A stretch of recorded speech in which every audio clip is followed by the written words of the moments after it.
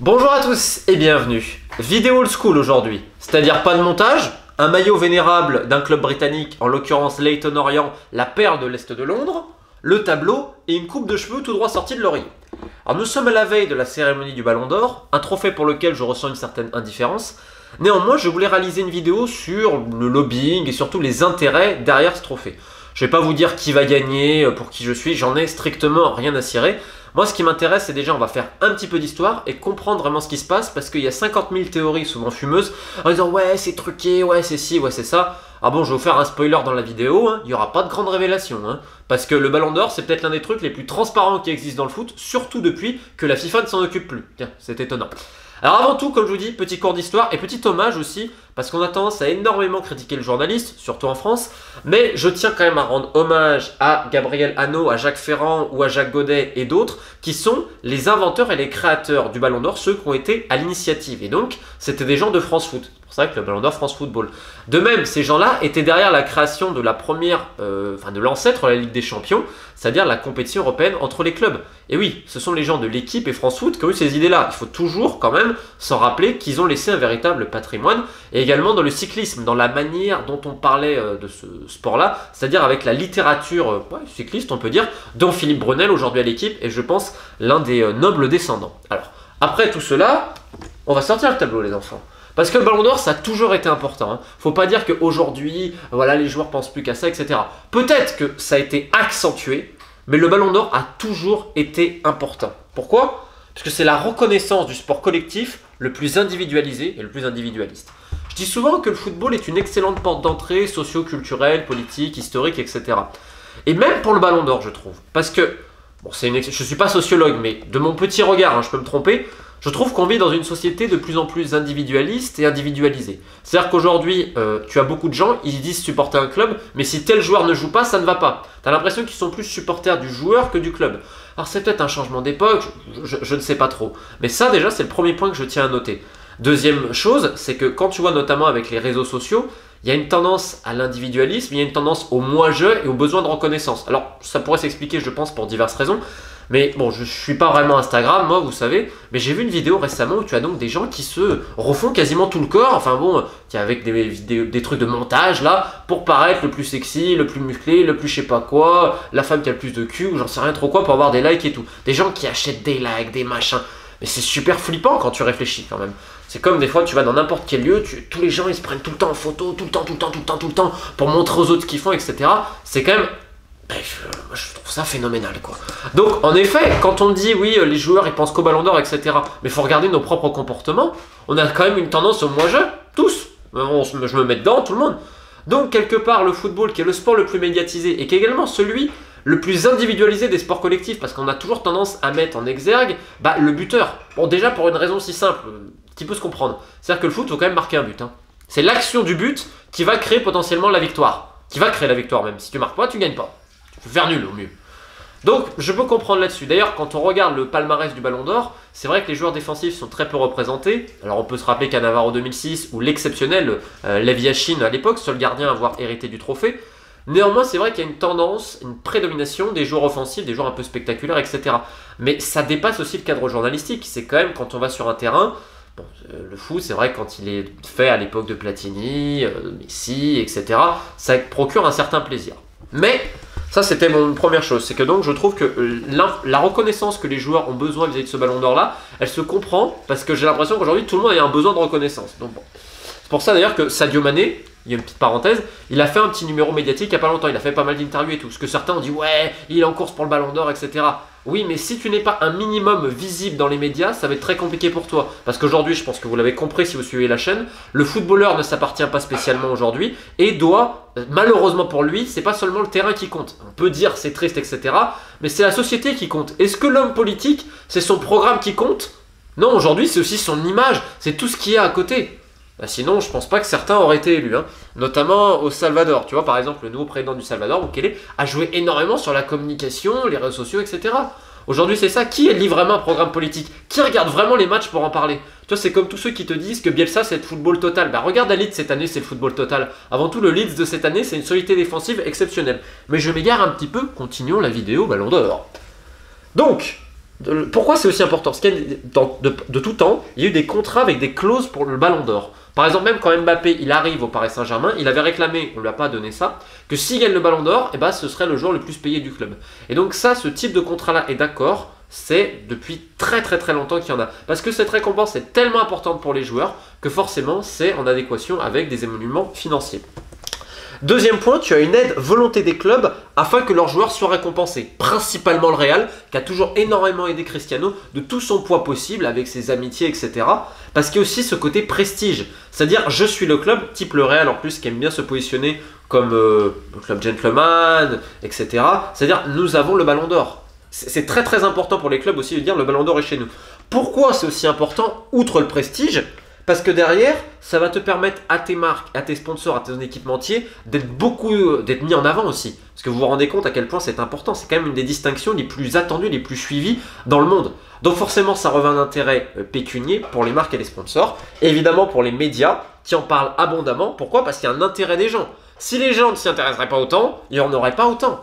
Je prends un exemple tout simple sur la chaîne. Quand je fais une vidéo par exemple sur les liens entre les dernières manifestations populaires, mouvements populaires en Irak et au Liban par exemple, avec le foot, je fais quoi? Je fais 5000 vues. Quand je fais un petit truc sur Karim Benzema, je fais 30 000. Donc tu vois, ça montre bien aussi. Moi je parle un peu de tout, donc je m'en fous. Mais forcément, s'il n'y avait pas autant d'intérêt pour le Ballon d'Or des gens ici et là, eh ben les médias n'en parleraient pas autant, les marques seraient moins intéressées, etc. C'est toute une chaîne, c'est toute une pyramide à bien comprendre.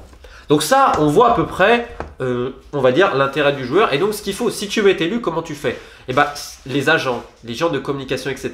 vont essayer d'influencer un petit peu le vote. Mais c'est assez compliqué d'influencer le vote. Je vais vous expliquer pourquoi c'est très simple. C'est-à-dire qu'actuellement, le vote, c'est 180 journalistes, donc de 180 pays différents qui votent. Ils donnent leur top 5, etc. Donc ça a des points. Donc en effet, il y en a certains, ils vont essayer d'influencer parce que c'est des amis, ils vont mettre quelques places, ils vont filer quelques interviews de grands joueurs, etc.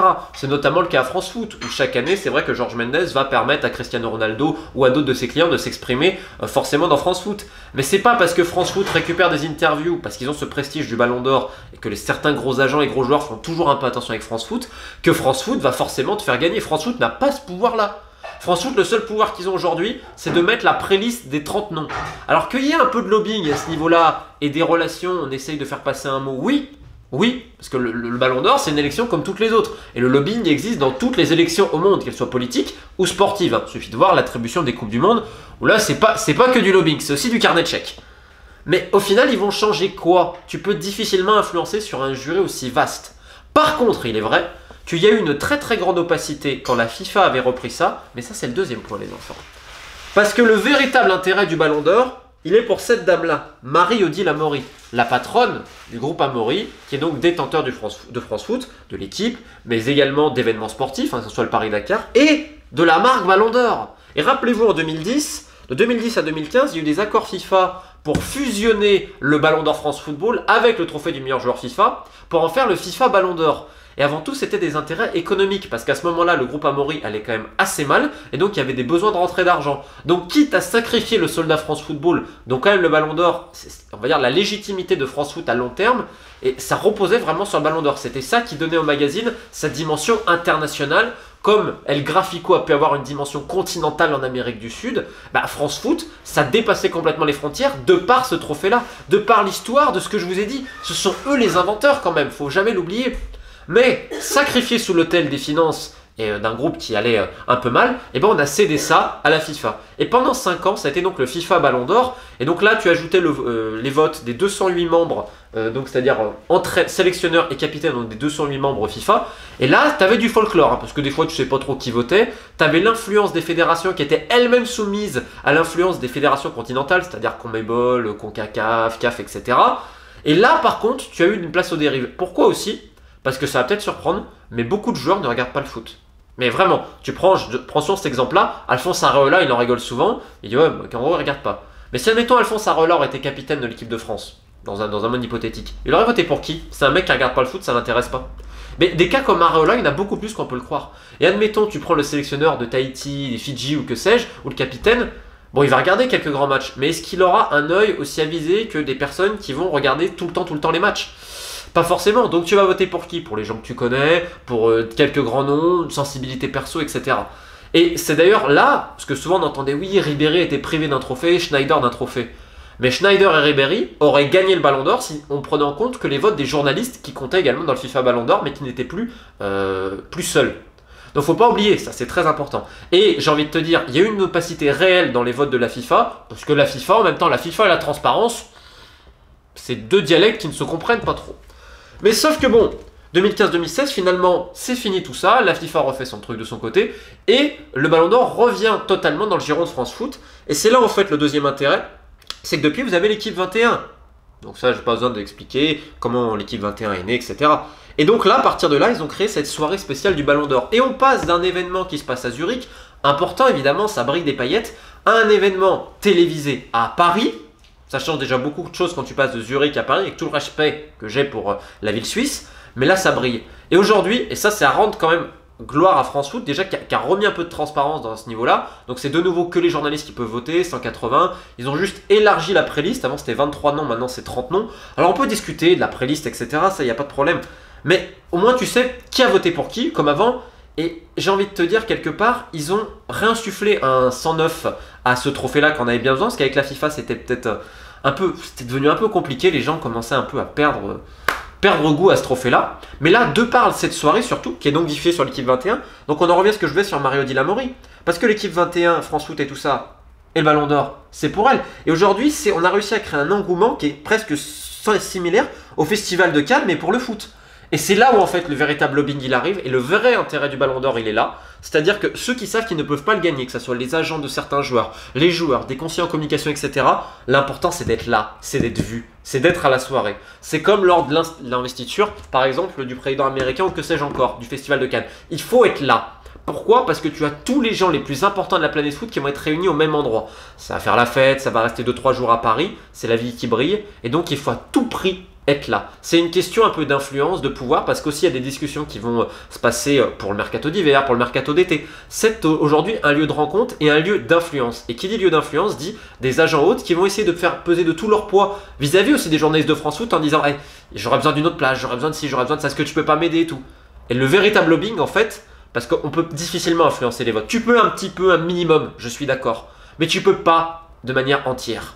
Par contre, ce que tu peux faire, c'est être présent, c'est être là, être vu. Et aujourd'hui, dans une société où l'apparence est reine, et ben c'est peut-être ça aujourd'hui le vrai intérêt du Ballon d'Or. Donc voilà, j'espère que j'en ai assez dit. Et comme je vous le dis, c'est normal que les joueurs ont des plans de communication, etc. Parce qu'aujourd'hui, malheureusement, les performances sur le terrain ne se suffisent pas à elles-mêmes. Alors on peut le renier, on peut maugréer derrière tout ça, j'en suis le premier à le faire. Mais il faut aussi vivre dans les réalités. Et une élection, qu'elle soit politique ou sportive, elle se passe malheureusement sur la forme et pas uniquement sur le fond. Voilà, écoutez, j'espère que cette vidéo vous a plu. Bonne chance à tous les candidats. N'hésitez pas à vous abonner sur la chaîne et cette semaine, on va parler Bordeaux. Et malheureusement, ça risque de pas être trop gai, donc voilà. Allez, en espérant de meilleures nouvelles pour les Girondins et pour tant d'autres, je vous dis à bientôt.